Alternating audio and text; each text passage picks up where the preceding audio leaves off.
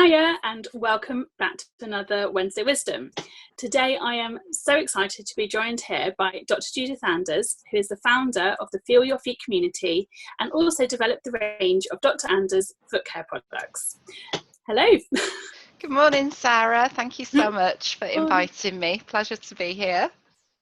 Thank you very much for joining me. So today we are going to talk about diabetes, but we're not going to talk about it from an actual foot pathology point of view. We're going to talk about it as a whole person, what it means for somebody who lives with diabetes on a daily basis. I know this is something that you feel very strongly about and that you have a lot of work within your community about. Absolutely. Yeah, I think that's absolutely key, that we think of people living with this condition as the whole person. They are the person first who unfortunately have been diagnosed with diabetes, but diabetes is not what identifies them. And I think that's something that personally I feel so passionate about with the work that I've done, who live with people with diabetes, that I think as healthcare professionals we can sometimes view them in quite a reductionist way and think of them only in terms of the presentation, the foot complications. And you know, we have, if you just look at the literature, the number of articles or the way that we talk about the diabetic foot, people do not have diabetic feet. They have 2 feet. They are a person. They live with diabetes and can be affected with complications to the feet as a result of diabetes, but they do not have a diabetic foot. You know, there's a colleague of mine who again kind of champions advocacy for people with diabetes, and his famous quote is that you wouldn't refer to somebody who has erectile dysfunction by labeling them purely as complications affecting the genitalia. So why do we do that with foot complications? Please, think of people as people first that live with this condition day in, day out, and can be affected by complications of diabetes, but they are absolutely people first. Exactly, and I think that's so important. I mean, I do have a little bit of experience in this. In my last pregnancy with my son, who was born last December, I had gestational diabetes, and now it's different to other types of diabetes. It develops during pregnancy and it literally leaves the body as the placenta does. It's brought on by the hormones. So it's actually, there's another preconception. A lot of people think that it means that I must have been eating really badly, either prior to pregnancy or during my pregnancy, but it's actually nothing to do with food. It's purely to do with hormones. And as soon as it's now routine that everybody who hits certain criteria gets tested for gestational diabetes towards the middle of their pregnancy. And then once I got this diagnosis, my whole pregnancy became about the diabetes. And it wasn't about the fact that I was growing a baby or that I was a soon to be second time mum. It was about controlling my numbers or having all my midwifery appointments were with a diabetes midwife, not with a general midwife anymore. And it also made it very difficult that if I was explaining to somebody why I couldn't, once I got the diagnosis, I had to be very careful with what I ate. And you actually you have to go on quite an extreme diet. It's more so, I think, than a lot of people who have diabetes in the normal way have to control their food, because obviously it's affecting a baby as well.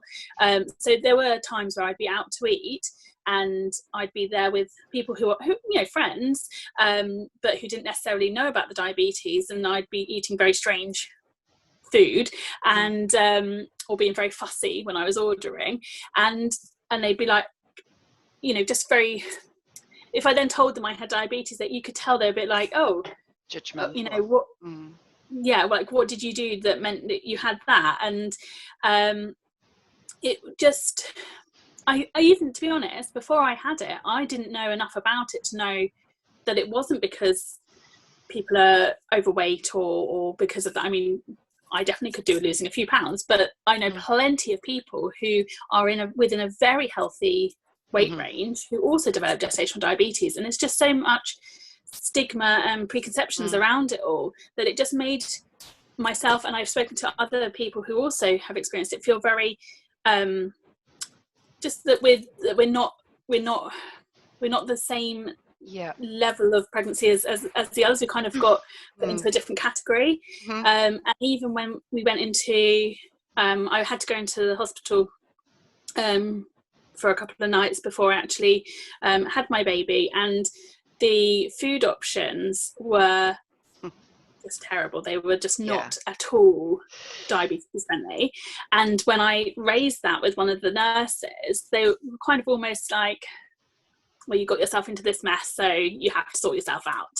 And I just felt like that was really, that's not the way to handle somebody who's got a condition, however the condition has presented itself or arrived. But of course, then once I had my baby, I no longer had diabetes. I do have to now have annual checks to see if, because I am now more prone to developing type 2 diabetes, but that was it. And so I only experienced it really for 5 months, and within that 5 months I felt so stigmatized and that it was, but then at the end of that time, that was me done with it. Whereas people who have to live with it day in, day out for the rest of their life. And I think that what you've touched on there, this this kind of stigma and value judgments that we make about people because they've been diagnosed with a condition. I don't know of any other illness where kind of at a societal level it's deemed acceptable to make those judgments. There are other conditions that develop because of lifestyle choices, and and that's another subject, because I think there's so much that we need to do at a societal level. So for example, what you said about the food choices that were available to you when you're in hospital, and we see that so many times at big meetings, either at conferences or within the NHS meetings, where the only food available is a sea of beige. So so there's a whole way of thinking in terms of how, as at a societal level, we kind of adapt our lifestyles, but in terms of conditions that can be developed because of kind of some of those lifestyle choices, there are other illnesses such as HIV, some types of cancer, and yet we would never have those same value label judgments towards people who develop those types of conditions. And truly I don't understand kind of where the root of this stigma and labeling has come in terms of diabetes, but it's almost become kind of the norm that it's okay to shame, to judge, to have this stigma about people. And even myself, I suppose it's this kind of what you don't know, this unconscious bias. And I've been a podiatrist for a long time, and at an undergraduate level I never really thought of people in that way. It was only when I started to do my PhD and sat and had conversations with people. So I did narrative research where I wanted to explore how people with diabetes thought about their feet in respect of diabetes. And so I went in and did interviews with about 35 people, wanting to understand their experiences of diabetes. Interestingly, none of them spoke about their feet in the context of diabetes, which that's a whole another story. But actually listening to people's experiences during that time really gave me so much respect for those people living with that condition. And also just stop. And I'm not saying that you need to go and do a PhD and do hours and hours of interviews, but when you have somebody in front of you with diabetes, forget whatever preconceptions you have and just stop, clear your mind, and just invite them to tell their story, listen to their experiences and see them for the person that they are, rather than trying to pass on our kind of perceived wisdoms. Because again, I think this is really important. We are healthcare professionals, and of course we're there to help people, to support people, but I think it's fundamental when we're helping support people with diabetes that we have to respect that their first and foremost the person living with that condition.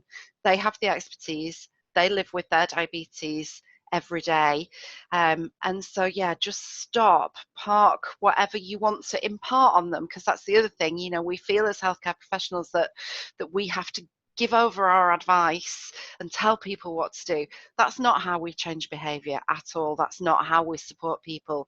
And we have to reframe the way that we think as healthcare professionals when we have conversations with diabetes. But yeah, for anybody that's listening to this, that, you know, is going to be seeing a patient with diabetes, just please, on the next occasion that you see them, just invite them to tell their story, and for us to just pause. Don't feel that we have to interject. Allow that silence. I had to do that so many times when I was doing those narrative interviews in my PhD. Just stop, you know, kind of what you want to say to somebody. Allow that conversation, because sometimes actually what they want to share with you might be quite difficult. And so they need to feel trusted. They need to feel safe. And sometimes you just have to allow that silence for them to actually share what they're really thinking. Because I think so often in that healthcare professional encounter, they're just almost waiting to be told again what to do, how to control. You know, that's the other thing about living with diabetes. You said it yourself, Sarah. It's all about control. They're so regimented in everything that they have to think, everything that they have to eat, looking at the glucose numbers, all about control. And so, you know, then when we kind of label them as non-compliant, that's not true. It's just that they've not had this open space where they feel confident and comfortable to be able to share actually what they're really thinking. And that's when you can then support people, if when you're on that same page in terms of that trust, and feeling safe and secured and safe and secure and understood. Yeah, definitely. And I think actually what you were saying about the control element is really important. I definitely felt in the 5 very short months that I had diabetes, that every single day was about what I was going to eat next, and when I was next going to take my bloods. And I mean, even, you know, obviously we saw each other last year when I was about 7 months pregnant at the foot and ankle show, and I had to keep, you know, popping off to go and take my bloods, and that's the other thing as well. I felt like I had to go and hide the fact that I was doing like my finger, because otherwise people would see that I was doing that and would be like, oh, why are you doing that? And then it would be an uncomfortable conversation. And therefore I think that if we can provide that open space for people to be able to speak about it and kind of remove those stigmas, and people being more confident in being allowed to, or not even allowed to, sorry, that's the wrong word, but being able to speak about how they feel and how it is for them living with it,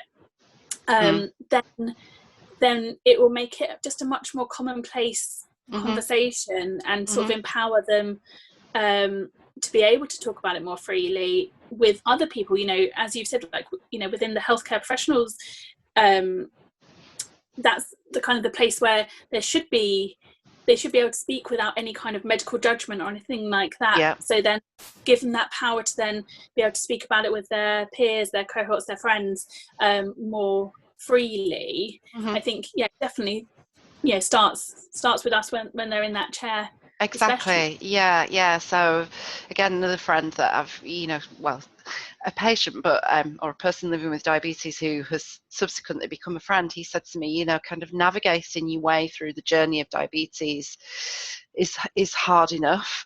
And as healthcare professionals, what you don't want is somebody to make you feel even more deflated. You know, what we need to do is kind of keep people's,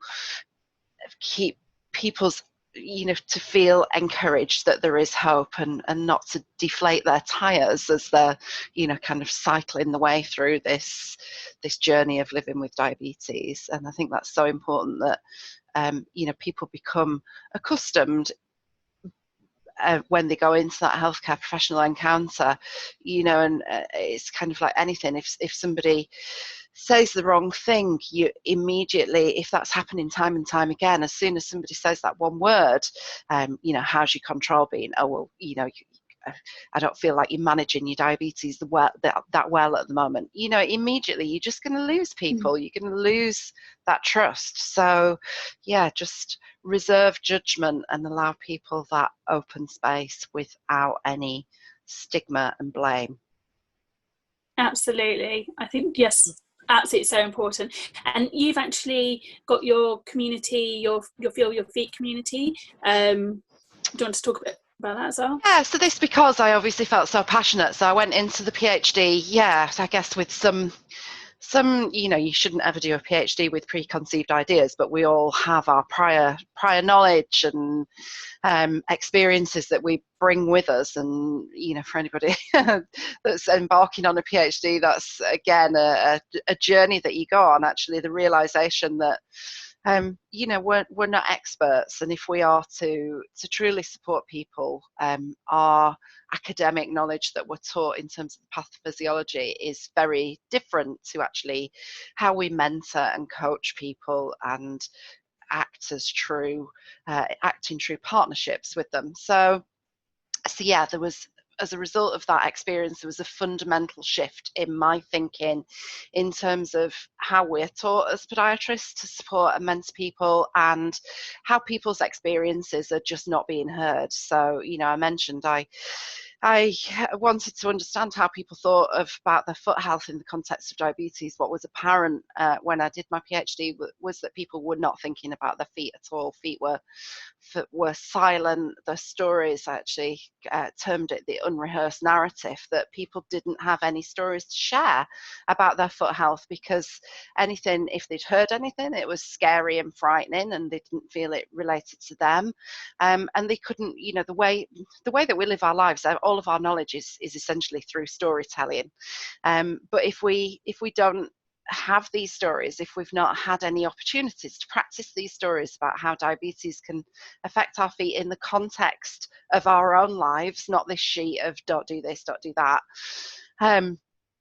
then people can't rehearse those stories. And so yes, that was kind of a big chapter of my PhD, this unrehearsed narrative. So what I wanted to do was try and open up this space to get people to invite people to tell their stories more, because I think if we're going to be truly successful in enabling people to adopt a good preventative foot self-care regime, then we've got to talk more about foot health in a way that's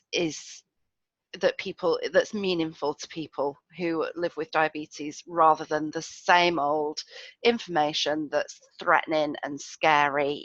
Somebody newly diagnosed, or yourself with gestational diabetes, is literature about a foot ulcer or amputation actually going to be meaningful to you? And again, I despair at the way that we think that that's actually going to be supportive. It was proven in the 80s with the HIV AIDS epidemic that frightening people with information, scaremongering, is absolutely not the way that creates any change and effect. And yet here we are 30 years later, still thinking that showing people, or kind of using terminology such as amputation and gangrene is going to be effective. It's crazy. So yeah, sharing stories, kind of getting at a societal level, we don't talk about feet very much anyway. So why do we expect that people are going to suddenly think that foot health is important because of a diagnosis of diabetes, when they're completely overwhelmed with everything else that they have to do to manage that condition? So yes, normalising foot health was the reason that I set up the Feel Your Feet community, wanting people, having a platform where people could share those stories without any stigma or fear. And yeah, trying to kind of invite people to tell more of their story, in the same way that we kind of adopt other self-care behaviors. We wouldn't be that embarrassed about talking about toothache, or kind of, I don't know, acne. My daughter suffers with acne, and she's sharing pictures all the time, has thousands of followers on Instagram, because kind of the youth are now normalizing this themselves. And I think we're still very much behind in the context of foot complications, where people feel embarrassed and don't want to talk about things that happen to everybody, but it's just very hidden.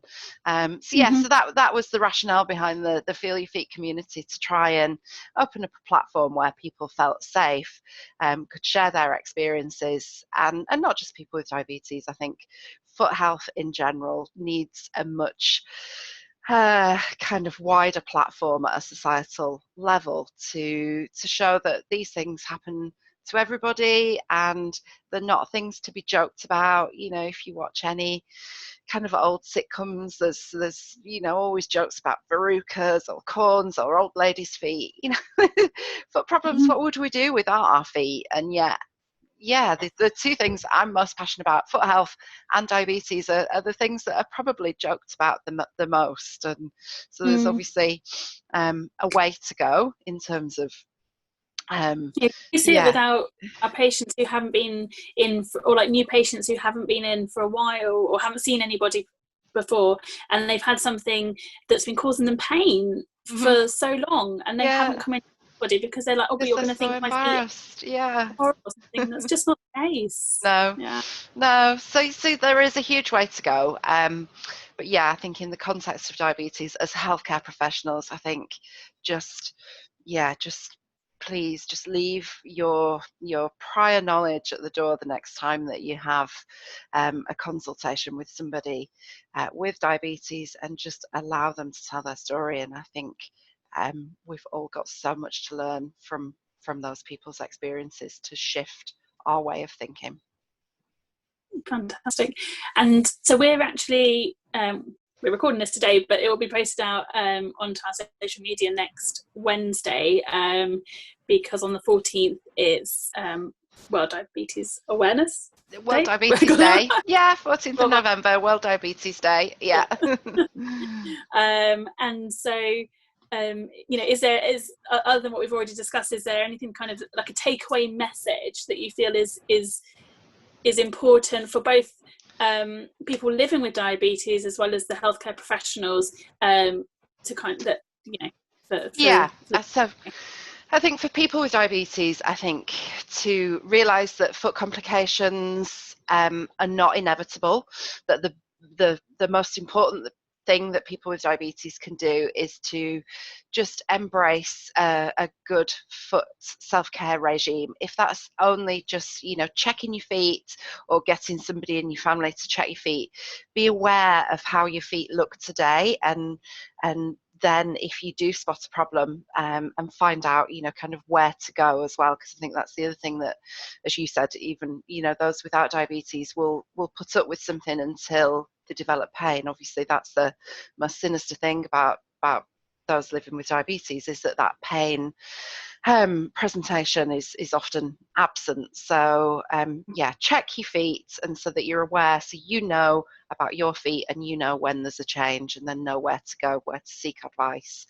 For healthcare professionals, the next time that you have a consultation with somebody with diabetes, I would just, rather than feeling that you have to give them advice, I would just stop and ask them how they are, and allow them to tell, to share with you how they truly are. And and maybe then the next question would be, and what can I do for you? So just change that conversation, that you're opening them, you're inviting them to share with you actually what support they need from you. That what can I do for you, as opposed to this is what I'm going to do to you. Exactly. It's such an important sort of mind that I think is starting to become recognised within kind of across the medical board, but it's still, as you said before, it's still got so far to go. So I think, tell me what I can do for you today as well, because I think that's the other thing that we need to recognise, is that we can't solve everything in one appointment. We can't shift behaviour. If you think about you know, I think all of us in lockdown have been trying to kind of do more exercise and get outside more, and, you know, just for that mental health. But you would never see, you know, kind of when gyms open again, you would never see a billboard saying, come on, you really fat, get in here and do some exercise and we can fix you. You know, the language around health and wellness is about a supportive environment where small goals, tiny steps, let's kind of set some realistic goals. And so again, I think we need to kind of be thinking in those terms, in terms of behaviour change. It's about what can we do today for you, how can I support you to meet that small goal, rather than expecting huge change overnight, because that's just, as humans, we don't operate like that. Yeah, exactly. Brilliant. Well, thank you so much. I really enjoyed having this chat with you today, and I think it's something that's so important. So thank you very much. Yeah, thank you. Yeah, no, I really enjoyed talking, and thank you for the opportunity, because I think this is something that's so important and not discussed enough. Exactly. So I've been Sarah from Foot Health Battersea, and with Dr Judith Anders. Thank you very much. Thank you.